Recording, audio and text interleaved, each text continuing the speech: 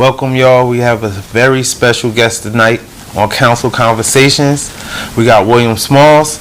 And introduce yourself, my man. Let's go. Let's go. Let's go. Yeah, how you doing? Let's go. Yes, I love it. I love it. I love it. How y'all doing? My name is William Small. My bad. No, you good. You good. My name is William Small. I am from West Philadelphia. I am the majority inspector for the 59th Ward. Okay. All right. Give me a little bit of background. Where are you from? What was life like growing up for you? Okay. And how, and kind of to how you got here, where you at, Right, with us. Yeah, so I'm from West Philly. Like I said, life was like the average black man, in America. It wasn't easy. Nothing was given. Things, I guess you can call it hard, but when in the younger years, you don't really know it's hard. But single mother household. Father was incarcerated. Typical story. But I'm here. No excuses. And just keep pushing. I have several kids, 2 girls, 2 boys. That's one of my kids right there.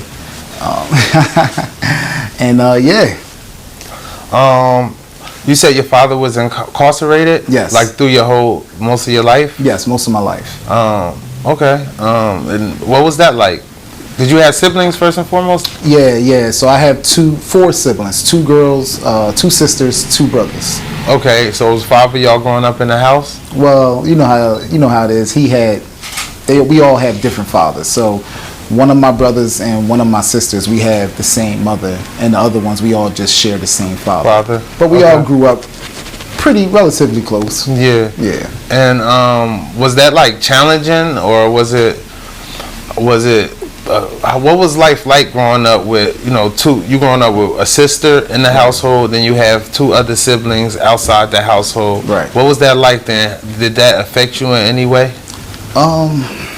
Yeah, I think it did, because one of my sisters and one of my brothers, I mentioned, we got the same father but different mothers.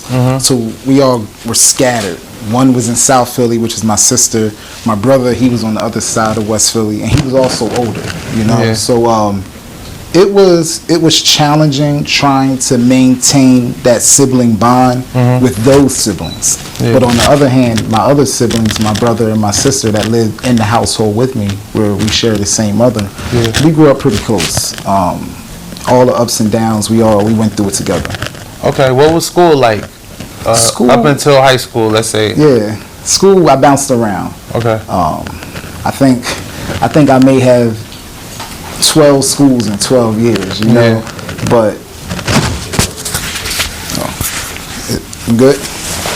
I think I had about 12 schools in 12 years, and I never had a problem. Nah, you go ahead. I never had a problem with school. I always excelled academically. Yeah. It was just that my mom was always bouncing around. When the lease was up, we got to move. Yeah. Nothing was ever consistent. Yeah. Until later on. Yeah. And what part of Philly you grew up? West Philly. West Philly. Okay. Yeah. Some people feel like West Philly that's the most that's the heart of Philly, like the most family orientated type section of Philly. How do you feel about that? Do different parts of Philly give different type of vibes? Yeah. I think the heart of Philly, it depends on who you ask. So if you ask somebody from North Philly, they're gonna say North is the heart of Philly. Yeah. Somebody from South Philly, they're gonna say the P is the heart of Philly. Yeah. To me, I think I don't think there's really. I think the heart of Philly is with the people, within the culture. I think everybody brings their own something to the city. Yeah. What was your second question? It was a secondary question to that. Don't even worry about it. It's irrelevant. All right, let's get back to it though. So, hold on. After high school, okay.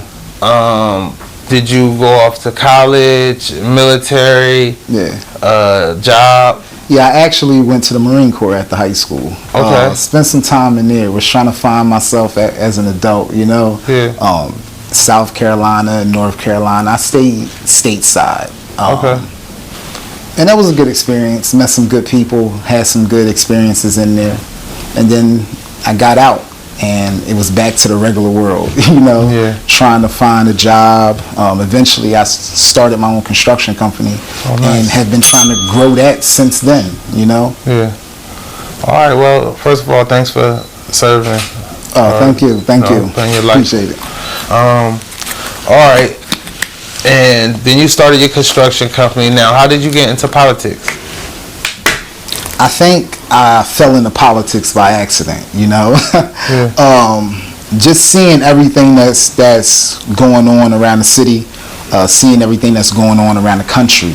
And it wasn't until Trump got elected, and I'm like, oh, you don't really got to be a politician to actually make some waves in this, you know. Yeah. You can come from any walk of life. Yeah. And I think that's when I really started to pay attention more and get active more. But I didn't really start getting active as far as publicly till about maybe a year ago. And most recently this year, probably about 2-3 months ago, is when I really started hammering them in my city, because it gets to a point enough is enough. Yeah. You know what I mean? Yeah. May I ask, how old are you? 37. Okay. So what made you choose the Republican path? Oh, I've been a Republican my whole life. Yeah. My aunt, she was a Republican. She ran for state rep in the 90s. My granduncle, he was a Republican. He was a legislator in South Carolina in the 1800s. Yeah. And plus I'm just a conservative. I think, like I think I said it earlier, I think most black people are conservatives. They just don't want to admit it, because of what we've been told, because of what our granddaddies and our grandmothers told us, you know? Yeah. Okay. What's some misconceptions about you? You know, people, you online right now. You go online, it's free for all. I know you might check comments, see what people say. Right. And you might hear things in the streets when you know, doing what you do on your daily one too. Right. So, like, what's some misconceptions people may have about you? This is my camera right here. Yeah. I am not backed or funded by the Republican Party at all. At all. Them people do not help me whatsoever. Yeah. I see a lot of comments saying, obviously people that don't know, but saying I'm backed by this person or I'm backed by that person. I'm not backed by anybody. You know, I'm somebody from the same neighborhoods I go down every other day and speak for. You know, I literally still live in the same neighborhoods that I'm speaking for, you know? Yeah. Man, all right. What made you run? Tell the people what office you ran for, and you ran for Congress, right? Right. Can you explain to the people what is Congress? Okay. Like, you know, to be a congressman, what exactly is that? Yeah. So I ran for United States Congress in Pennsylvania's 3rd District. U.S. Congress, specifically, I ran for United States House of Representatives. And Congress is responsible for making our laws, providing funding to different states, you know, everything you could think of. Congress is responsible for doing. Yeah. Now, did you ever try running for anything local? No. All right. So, what made you jump straight to the House of Representatives, opposed to like trying a local path and, you know, climbing up? Where I guess people typically go that route. Right. Yeah. So we got this. We have this state representative by the name of Chris Rabb. And he actually just won the Democratic primary for the seat that I was running in. And he was the main reason why I ran. This guy is a lunatic. He's been a state rep for the last 10 years in our city. He has done nothing Nothing at all. He's a fraud. All the agendas that he's trying to push and that he says is for the black community, it literally goes against everything the black community believes in. Like what? Give me an example. Education for LGBTQ. I don't know any black man in the communities that he's serving that wants education for that. You know what I mean? He calls it solidarity. I don't know what solidarity that is, but a lot of this education it's trans oriented. Yeah. You know what I mean? It's for example, we have something in Philadelphia. Our Philadelphia library has called a Trans on Trans book club. Yeah. I don't even think that's appropriate for children or to even be around children. Yeah. You know, and these are a part of the things that he's pushing. You know what I mean? Is he trans? No. He's not even from Philadelphia. He's from like Chicago or something. Is he Is he down with the LGBT? He may be. I don't know. Not publicly, but I don't know. I'm not sure.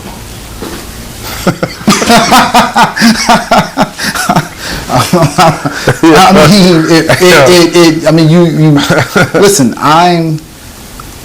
I'm a football coach. Yeah. So most recently, I'm advocating for Gratz High School to have renovations done to their football field. They just won a championship 2 years ago, and they were left out.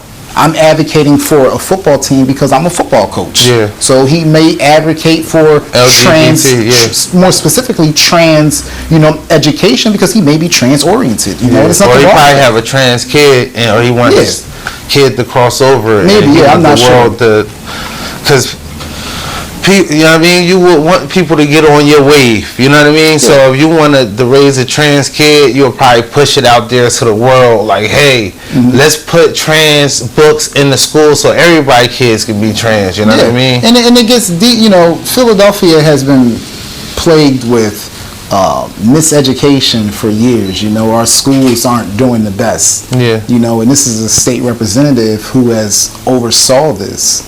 So I think it would be insane for us to want to vote him into Congress so he can oversee more of the same nonsense. Yeah. You know.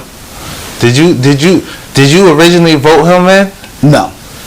Did you vote for anybody that term? When he initially got in the office, right? Yeah. Did you vote around that time? Yeah, absolutely. I vote every year. And then you voted against him? Yeah, of course. Yeah, I voted against him every year. I can't remember who ran because state rep they go every 2 years, so I can't remember who ran against him every time. But I always he got an 8-year run. Yeah, how old is he? I'm not sure. When I lived in his area, I voted against him. But when I moved out of his area, I was covered by a different state rep. Okay. All right. Let's move forward though. What's one of the biggest concerns that they have? We look at Philly. We Trenton. We look at Philly like our little brother. We always did. You know what I mean? And I want to know what's one of the biggest concerns Philly has. Now, you know they're gonna kill me if I let that little brother line slide. You know they gonna. It's history, man. Hey, for the record, everybody feel we ain't nobody little brother. They gonna kill me if I don't back that. Hey man, we give y'all little brotherly love. That's what we do. No, absolutely. That's how y'all got your name. And it's back. No, we got a lot of love for Trenton and Jersey as a whole. Yeah. But what was the question again? I'm sorry. What's one of the biggest concerns they have today in Philly? Man, we have so many concerns. Right now, I think one of the biggest concerns is our school district. Okay. Most recently, our school board voted to close 17 public schools. Yeah, I've seen that. And I think that's one of our biggest concerns right now. And I think I speak for the entire Philadelphia when I say that we wish the school board would have found a better way other than closing all those schools, Yeah. So what happens in that situation? The kids that was going to those public schools just have to, go into other public schools, and I guess more kids to a classroom type of thing. Yeah, I think that's pretty much how it goes.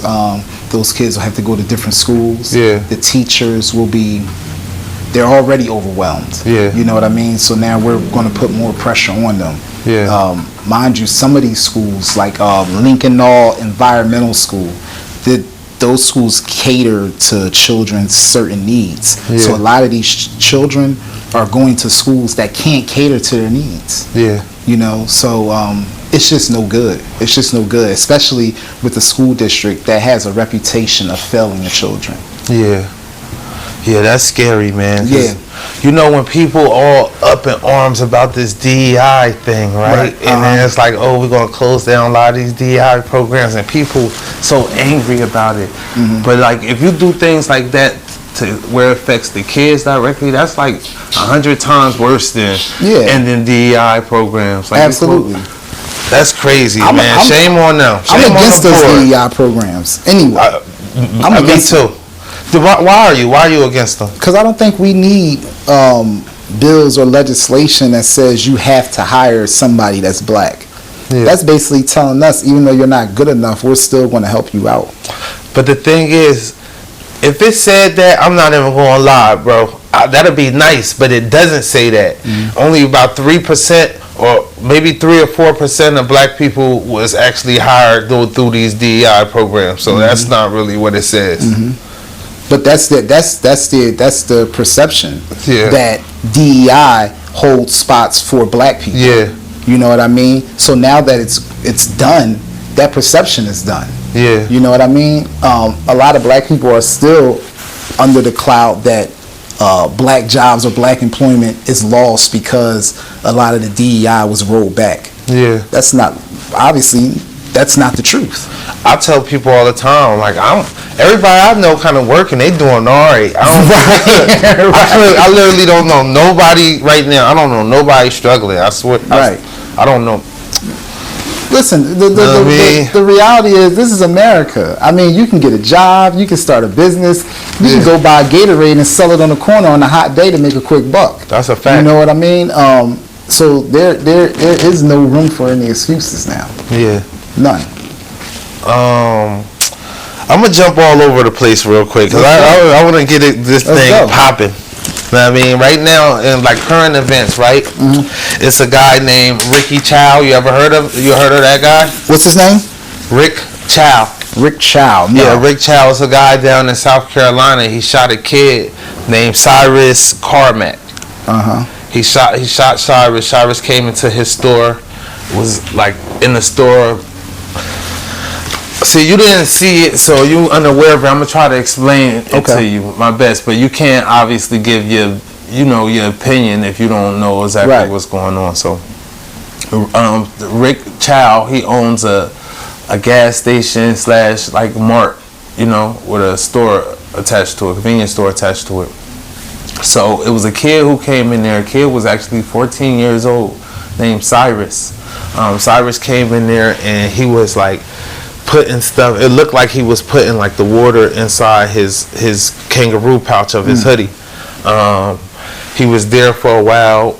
Some say it was like just being suspicious. Right. So when he walked out of the store, and when he was walking out of the store, he was walking out of the store with his hands inside his kangaroo pouch. So they was like, let me see what you got. Did you take something, basically? And the guy was like, Cyrus like, I don't have anything. So Cyrus like just left out of the store. Then when he got out of the store, he started running, So Rick Chow and his son ran after him. And when they ran after him, they end up, off camera or whatever, they end up shooting the kid. He got shot in his back. So, everybody was up in arms about that. Another black kid gets killed and, people, gaslight, they go straight to racism and things of that sort, right? So in the trial, he ended up, Rick Chow ended up getting found innocent of murder. During the trial, they said that Cyrus Carmack had a gun on him. He didn't have he didn't steal the water though, but he had a gun on him. Rick Chow, in his story, when he originally got interrogated, questioned by the police, his story was when they was running, apparently Cyrus had fell he fell and his gun came out. He went and picked up the gun and pointed it at Rick Child's son. Rick Child pulled his gun off his hip, shot him, killed him, you know. So I guess the jury, I think it was like jury of 12, I think half of them was black, you know. And they all found Rick Child not to be guilty. So let's just start with this, because it's something that's affecting our community. It's two topics. I want to start with the lighter one. Well, I would consider this the lighter one. The idea of racism. When a crime is happening, when a crime happens to a black person, right? From someone other than the black community, do you think, or how do you feel about the idea that people feel like a lot of times it's pure hate against black people, the way society creates black people, and people already come with a hate towards black people, and they do stuff like that on purpose? They have no value for, you know, the black man or female. I think a lot of times that's us accepting the fear mongering. You know, everybody doesn't have it out for us. You know, there's 350 million people that live in this country. We see, like the situation you just said. How many? It's like on the streets. Like that. It's rubbing against your shirt. Yeah, maybe the opposite. Yeah, that's better. Okay. Like the situation you just said. I mean, when you think about 350 million people, it's happening. If there was thousands of these situations happening, like 4 or 5 a day, then maybe we would have something right there. You know what I mean? But the fact of the matter is, everybody gets things done to them, whether you black, whether you white. You know, that's just reality. I'm not the type that's going to victimize myself. You know, I don't think that my people are so weak to where as though we just accept being bullied by anybody. I do think that what we need to shed is the victim mentality. Thinking that, oh, you're doing this because I'm black, you're doing that because I'm black. I don't believe that's the case. I don't believe that's the case nowadays. At least not on a large scale as, you know, we would be made to believe. So, you know, nobody wants to lose their child, and the mother of Cyrus came out, and, you know, she was speaking. You know, it's always heartfelt and very emotional to hear a parent speak who lost their child, especially to the demise of someone else's hands. So, you know, she's very vocal about it. Like, she wants justice. She wants justice for her son. I watch her talk, but then I go in the comments and people are saying things like, you know, like you had your 14-year-old had a firearm on him. Let's speak to that. Let's go to that. Like the gun violence, how it's getting younger and younger inside the Philly and other cities, inner cities across America. How do you feel about that? Like, it starts with accountability. 14 years old with a gun. We do have to start there. You know what I mean? Because why did a 14-year-old find it necessary to have a gun? 14-year-old, what's that, 8th, 9th grade? Depending on when you start school. He should be playing basketball, football. He should be walking around with a basketball in his hand, not a gun. You know what I mean? So we know somewhere in his day there was some type of illegal activity going on. And at 14 years old, it starts in the household. You know, no mother wants to lose their child. But if he's 14 years old and he has a firearm on him, you know, we got to do better as parents. All right, so I've been having that conversation lately, right? And just yesterday, we was just talking. It was a female friend of mine. We was talking about, because she has a son that's like just kind of a little more better than the rest of the other kids. You know what I mean? And like we was talking about how does that happen? And then at the time I was walking in the house with my mom, and then my mom got into it, and they both is led to believe that stuff is just genetic, like just people are who they are. Right. Sometimes people just like getting in trouble, sometimes people like going to school and paying attention, you know what I mean? Right. How do you feel about that? Do you think when it comes to the behavior of a child, is it nurture or it's just natural? No, it's not. It's never natural. It's never natural. It's never natural.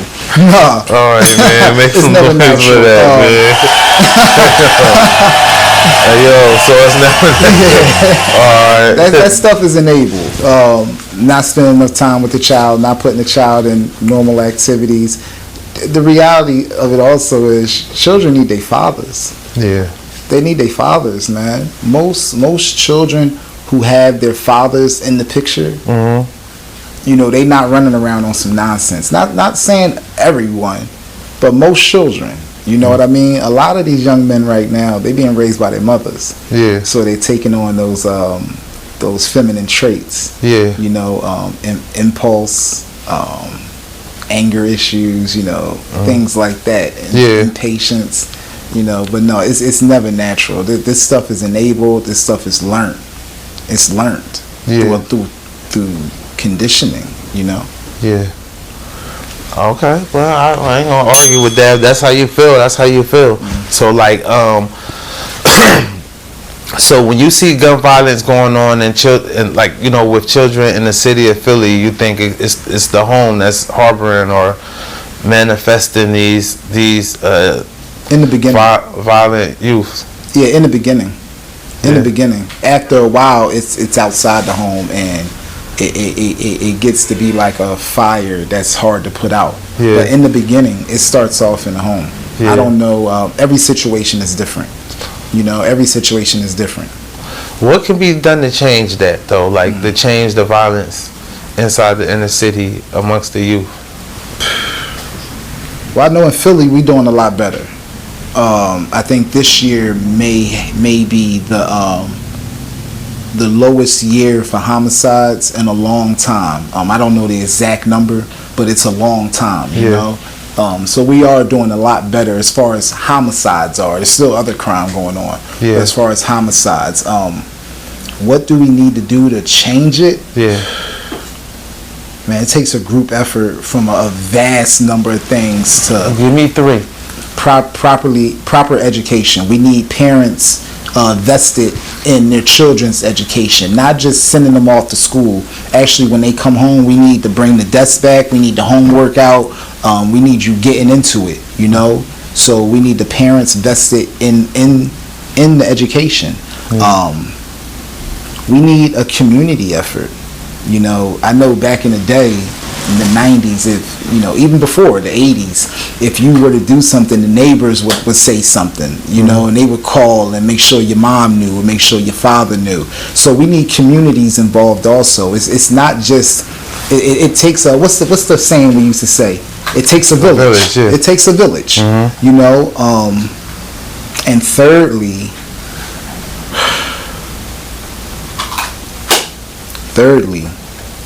we need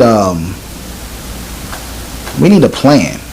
We need a plan to equip the youth when they're getting into adulthood. Not just go out here and figure it out. We need a plan that makes everybody feel involved and they know that they can get it done. You know, so they're not so quick to go out here and jump into things just to succeed. Yeah. You know, what would that be? I don't know. But I would like to see it happen. Okay. How do you get the fathers back in the homes, though? I think that's a well, in the homes. Yeah. Because fathers are in the lives, but in the homes, I think responsibility and accountability, you know. I think we have to treat sex not as some nightly celebration, but something that's sacred. I think men have to we have to get back to where we wanna have our families. Yeah. You know, like I said, I don't know all the answers. I don't know all the answers, but we definitely need fathers in the home. That definitely helps out. Statistics say that helps out. Right now, I don't know if you know it, but the most popular Philly right now is most famous for Kensington right now. Yeah. I think when you create a city and you run a city, like you want tourism. Yeah. You want people to come from outside and come and bring some Right. outside money into your community. Right. And right now, like Kensington is like probably one of the most visited spots in the city of Philly. Like people gotta see Kensington with their own eyes to know that it exists. You being from Philly, you know, when did you first realize Kensington exists? Let's start with that. It's crazy because we just left Kensington. Yeah. And we're going back to Kensington as soon as we leave here to go speak with the community. Yeah. But I've known about Kensington since I was a child. Okay. Kensington has always been bad. Kensington is a mess. It's better than it was last year, but it's still a hellhole. You know what I mean? We got a councilwoman down there by the name of Kitty Lozada. You know, she has all these talking points, all these good things that she says she's going to do, but she hasn't done anything. Yeah. The people in Kensington, they want change. And I'm talking about the residents, the ones that live there. Yeah, who pay taxes. Who pay taxes, who go to work every day, the ones who own businesses. They want change, you know, but the politicians that's overlooking that area, it seems like they have no motivation for it to change at all. Because it gives them something to talk about. It gives them something to say, we're going to do something. I don't want to believe that no politician came in there not thinking, like not one politician came into office with the idea that I'm going to change Kensington. And I'm sure they face hurdles or something, roadblocks. What would you think those roadblocks would be? I think when you make laws that tells the police they can't execute certain arrests, it enables crime in those communities. Yeah. You know, if that's the case, then we shouldn't be making any laws that enables crime. You know, listen. They've tried to clean up their act a little bit, but it's not enough. It's not enough. This is the 5th largest city in America. Yeah. The 5th largest. It's not enough. Whatever the 6th, but yeah. The 6th as far as population. Whatever they've been doing, it's not enough. Yeah. It's not enough. And we have to come to the realization that if it's not enough, then the people that we've elected for that district aren't good enough to get it done. And that's okay. Yeah. We just have to find somebody that is. I've seen. I think it was last year. The feds spent like a couple months in Kensington, the Kensington section. It was doing massive raids, but then you go there today, it's still the same Kensington. Why isn't the feds able to make any changes? Neither. Well, because of our city legislators. You know, they don't really have a good working relationship with the feds right now. Yeah. Because of illegal immigration. Yeah, that's another. Okay. You know, and a large percentage of illegal immigrants are located in that Kensington area, and that's something that our city council members don't want to speak on a lot. Yeah, they can make laws to protect these illegal immigrants, but they're not doing anything to